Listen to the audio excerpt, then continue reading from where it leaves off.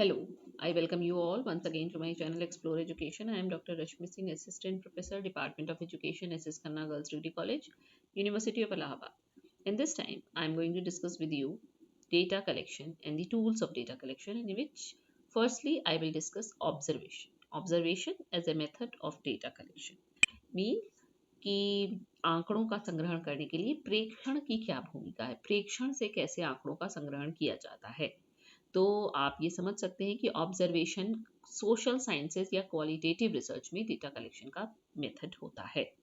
Observation is used in the social sciences as a method of primary data collection about people, process and cultures. यानी कि जो सामाजिक विज्ञान में आप अनुसंधान करते हैं, आप एजुकेशन में करते हैं, सोशियोलॉजी में करते हैं, उसमें डेटा कलेक्शन का प्राइमरी मेथड ऑब्जर्वेशन होता है, जिसमें आप लोगों के बारे में, प्रक्रियाओं के बारे में और संस्कृतियों के बारे में प्रेक्षण करते हैं, देखते हैं। ऑब्जर्वेशन में होता क्या है? It involves the use of our sensory system to record behaviour. इसमें आप अपने सेंसेस से बिहेवियर को रिकॉर्ड करते हैं, मतलब देख के, सुन के, महसूस करके। They require that humans make judgements about the occurrence of the behaviour, its frequency, its duration और इट्स लेटेंसी। देखिए ये तीन जो यहाँ पे लिखे हैं, ये ऑब्जर्वेशन में बहुत खास यूनिट्स है।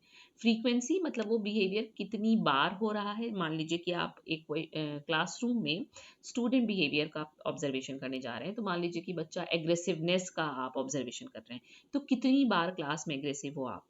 इट्स ड्यूरेशन कितनी देर के लिए हुआ, और इट्स लेटेंसी मतलब कितनी देर बाद वो शुरू हुआ। मैम ने कुछ कहा, टीचर ने कुछ कहा, कब से उसका एग्रेसिवनेस शुरू हो गया, या कोई भी आप इस तरीके का कंपोनेंट लेकर ऑब्जर्व करना चाहें, तो ये तीन खास बातें हैं: फ्रीक्वेंसी, ड्यूरेशन और latency. Judgements are based on our perceptions. हम कैसे जज करेंगे? अपने परसेप्शन के हिसाब से, जैसे हम परसीव करेंगे वैसे जज करेंगे। The same event occurring in the environment will be perceived differently by different people. वही इवेंट हो रहा हो एनवायरनमेंट में, उसको हम कैसे परसीव कर रहे हैं, दूसरा कैसे परसीव कर रहे हैं, यानी कि एवरी पर्सन अपने अपने परसेप्शन के हिसाब से अलग अलग परसीव करेगा। Observation is a complex research method because it often requires the researcher to play a number of roles and to use a number of techniques, including her or his five senses, in order to collect data. देखने से, आपको सुनने से लग रहा हो कि अच्छा ऑब्जर्व करना है, सिर्फ ऑब्जर्व करना है, नहीं। ये एक बहुत कॉम्प्लेक्स रिसर्च मेथड है, क्योंकि इसमें आपको बहुत सारे रोल्स प्ले करने पड़ते हैं। कहीं आपको बहुत सारे, कभी आप मैनिपुलेट कर रहे होते हैं, कभी आप लिसनर होते हैं, कभी आप उसमें इन्वॉल्व होते हैं, कभी डिटैच होते हैं ना। अपनी सारी ज्ञानेंद्रियों से आप डेटा कलेक्ट करने की का प्रयास करते हैं इसमें।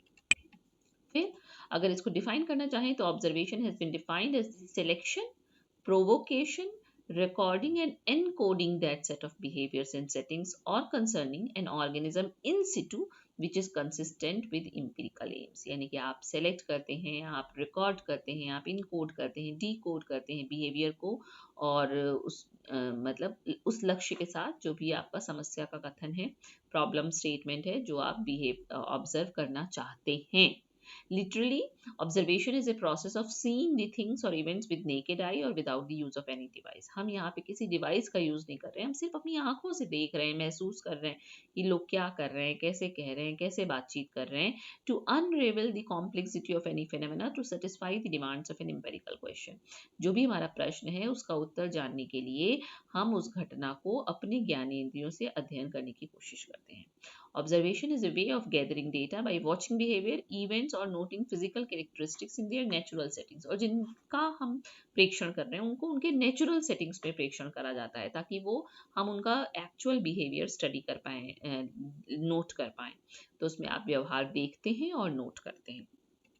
Okay, Marshall and Rossman qualitative research पे बहुत काम है इनका। इन्होंने कहा, observation is the systematic description of events, behaviours and artefacts in the social setting chosen for study. जो अध्ययन के लिए आपने सोशल सेटिंग चुनी है, उसी का सिस्टमैटिक डिस्क्रिप्शन ऑब्जर्वेशन है। Observations enable the researcher to describe existing situations using the five senses, providing a written photograph of the situation under study। देखिए कितना सुंदर शब्द है, written photograph। फोटोग्राफ तो खींची जाती है ना, लेकिन यहाँ हम लिख रहे हैं, मतलब हम पूरा कुछ देख के इतना सुंदर लिखें कि वो चित्रात्मक हो जाए, सामने वाला जो उसको नहीं ऑब्जर्व कर रहा है, उसको भी सब कुछ वैसे ही दिखाई देने लगे जैसे हमने देखा है। तो इस तरह से हम अपनी ज्ञानेंद्रियों का उपयोग करते हुए ऑब्जर्वेशन करते हैं। फिर ऑब्जर्वेशन ऐसे ही नहीं आप कहीं जाके करने लगेंगे, आपको प्लानिंग करनी पड़ती है, उसको सुनियोजित तरीके से होता है। सबसे पहले क्या होगा, डिटरमाइन द फोकस, हमको ये तय करना होगा, सुनिश्चित करना होगा कि हमको ऑब्जर्व क्या करना है, अपना फोकस पहले तय करना होगा। फिर हमको डेटा कलेक्शन का एक डिज़ाइन बनाना होगा जिसमें कि हम क्या क्या करेंगे, रिकॉर्डिंग शीट्स एंड चेकलिस्ट लेकर अगर आप जा रहे हैं ऑब्जर्वेशन करने, तो ये सबसे स्टैंडर्डाइज्ड तरीका है रिकॉर्डिंग का या ऑब्जर्वेशन का। अगर आप ऑब्जर्वेशन गाइड्स फॉलो कर रहे हैं, ऐसा भी करते हैं, या आप फील्ड नोट्स बना रहे हैं, जो कि मोस्ट पॉपुलर है और ये लीस्ट स्टैंडर्डाइज्ड है। लीस्ट स्टैंडर्डाइज्ड क्यों है, क्योंकि इसमें सब्जेक्टिविटी इंक्लूड है, आप जैसा देखेंगे वो नोट करेंगे, कोई और देखेगा वो दूसरी तरह से नोट करेगा, तो इसलिए ये सबसे कम मानकीकृत है। फिर सेलेक्ट द साइट्स, हमको साइट तय करनी पड़ेगी कि हम कहाँ जा रहे हैं ऑब्जर्व करने। फिर सेलेक्ट द ऑब्जर्वर्स, कौन ऑब्जर्व कर रहा है, जो ऑब्जर्व कर रहा है उसको ट्रेनिंग देनी पड़ेगी। ऐसे ही कोई भी आदमी लेमैन जाके ऑब्जर्वेशन नहीं कर सकता है, तो उसको ट्रेन करेंगे आप। और फिर टाइम योर ऑब्जर्वेशन अप्रोप्रिएटली, और फिर हम शेड्यूल करेंगे कि हम कब कहाँ कितनी देर के लिए ऑब्जर्वेशन करेंगे। ऑब्जर्वेशन का पर्पस क्या है, उद्देश्य क्या है प्रेक्षण का। It can be A primary data collection method that generates new information, कभी कभी ये एक मुख्य डेटा कलेक्शन मेथड की तरह से भी यूज होता है। इसके अलावा कैसे यूज होता है, can be use to triangulate information obtain through other data collection method such as interview और एफजीटी। आपने पढ़ा होगा कि जब हम क्वालिटेटिव रिसर्च की बात करते हैं तो हमको ट्रायंगुलेशन करना पड़ता है, मतलब आप कई तरीके के सोर्सेज से डेटा कलेक्ट करने की कोशिश करते हैं, ये ट्रायंगुलेशन का एक तरीका है। तो इसमें अगर आपने इंटरव्यू किया है, एफजीडीज लिए हैं, तो आप ऑब्जर्वेशन को अपनी इंफॉर्मेशन को ट्रायंगुलेट करने के लिए भी यूज कर सकते हैं। और क्या कर सकता है observation, it may provide information that can help explain results acquired through other data collection tools और methods. They provide researchers with ways to check for non verbal expression of feelings. देखिए, जो रिकॉर्ड नहीं होगा, जो मतलब अगर आप audio recording कर रहे हैं तो जो जो रिकॉर्ड भी नहीं होगा वो नॉन वर्बल एक्सप्रेशन आप चेक कर सकते हैं ऑब्जर्वेशन के through. Determine who interacts with whom, कौन किससे इंटरेक्ट कर रहा है। Grasp how participants communicate with each other, आप ये देख सकते हैं कि पार्टिसिपेंट एक दूसरे से कैसे बात कर रहे हैं। Check for how much time is spent on various activities, ये सारा कुछ ऑब्जर्वेशन के तहत हो सकता है ना। टाइप्स देखिए, बहुत खास है ये, कितने प्रकार का प्रेक्षण होता है, तो कोवर्ट वर्सेस ओवर्ट हो सकता है। कोवर्ट मतलब छुपा हुआ है, किसी को पता नहीं है कि वो ऑब्जर्व किया जा रहा है। ओवर्ट, एवरीबडी नोज कि उसका ऑब्जर्वेशन नोट किया जा रहा है। कैजुअल वर्सेस फॉर्मल, कैजुअल हो सकता है, बस हम यूं ही गए और हम जाकर ऑब्जर्वेशन करके चले आए, हमको मार्केट में देखना था क्या माहौल है। फॉर्मल, आप पूरी तैयारी से जाएंगे, चेकलिस्ट लेके जाएंगे, रेटिंग लिस्ट लेके जाएंगे, इस तरह से करेंगे। डायरेक्ट वर्सेस इनडायरेक्ट, आप डायरेक्ट जाके किसी का ऑब्जर्वेशन करेंगे, इनडायरेक्टली करेंगे। अनस्ट्रक्चर्ड वर्सेस स्ट्रक्चर्ड और पार्टिसिपेंट वर्सेस नॉन पार्टिसिपेंट, ये बहुत कॉमन है और ये बहुत इंपॉर्टेंट भी है। अनस्ट्रक्चर्ड यानी कि आप ऑब्जर्व कर रहे हैं, बस असंरचित है, मतलब कुछ भी तय नहीं है, क्लोज्ड एंडेड नहीं है, ओपन एंडेड है ना। तो क्या लिखना है, वहां जाके आप अपना क्वेश्चन बदल लेंगे, मूड बदल लेंगे, कुछ भी तय, अनस्ट्रक्चर्ड है, संरचना नहीं बनाई है आपने, बस आप चले गए ऑब्जर्वेशन करने। लेकिन स्ट्रक्चर्ड, जिसकी संरचना निर्धारित है, आपने लिख लिया है कि आपको क्या नोट करना है, कितनी देर पे नोट करना है, किसका observation, everything is structured and pre planned. Participant versus non participant, participant observation सबसे ज़्यादा इंपॉर्टेंट है और एंथ्रोपोलॉजी और सोशियोलॉजी में बहुत सालों से, मतलब लगभग एक सदी पुराना है, ये 100 साल पुराना है। एजुकेशन ने नया नया ऑप्ट किया है इसको। और नॉन पार्टिसिपेंट, पार्टिसिपेंट का मतलब कि हम जिस ग्रुप को ऑब्जर्व करने जा रहे हैं हम उसमें पार्टिसिपेशन करेंगे, मतलब आप उसी में प्रतिभाग करेंगे। यानी कि आपको कोई आदिवासी समूह का अध्ययन करना है, किसी मतलब ऐसे ही ट्राइबल एरिया में जाना है, कोई भी ऐसा एबोरिजिनल लोग हैं उनका अध्ययन करना है, किसी विशेष संस्कृति का अध्ययन करना है, तो आप उनके बीच में जाकर रहेंगे एज अ पार्टिसिपेंट, और तब आप ऑब्जर्वेशन अपना नोट करेंगे। दोनों के प्रॉस एंड कॉन्स हैं। नॉन पार्टिसिपेंट में आप बिना पार्टिसिपेट किए हुए ऑब्जर्व करेंगे। देखिए, पार्टिसिपेंट अभी आप आगे पढ़ेंगे तो पता चलेगा, ये बहुत खास है। फिर आ गया पार्टिसिपेंट। पार्टिसिपेंट ऑब्जर्वेशन में क्या है, DeMunck and Sobo describe participant observation as the primary method used by anthropologist doing field work. जो एंथ्रोपोलॉजिस्ट हुए हैं वो अपनी फील्ड वर्क में बहुत सालों से इसको प्राइमरी मेथड के रूप में यूज करते आए हैं। फील्ड वर्क क्या होता है? इट इन्वॉल्व्स एक्टिव लुकिंग, हमको ध्यान से देखना है, इम्प्रूविंग मेमोरी, अपनी मेमोरी शार्प करते हुए, इनफॉर्मली हम इंटरव्यू भी करेंगे और डिटेल्ड फील्ड नोट्स लिखते हैं। And perhaps most importantly patience ज़रूरी होता है। मान लीजिए आपने कोई यूनिट ऑब्जर्वेशन की तय की है कि आपको ये वाला ऑब्जर्वेशन, मतलब वो जब ऑब्जर्व करे, वो जब एक्टिविटी होगी तो आपको ऑब्जर्व करके नोट करना है। मान लीजिए हो ही नहीं रही है तो आपको पेशेंस रखना है ना। Participant observation is the process enabling researchers to learn about the activities of the people in the study in the natural setting through observing and participating in those activities.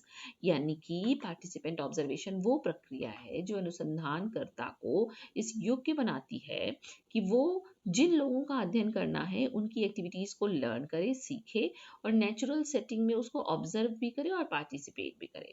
सेहनसुल and लीकम्प्टे कहते हैं participant observation को कि ये क्या है? The process of learning through exposure to और involvement in the day to day और routine activities of participants in the researcher setting, है ना।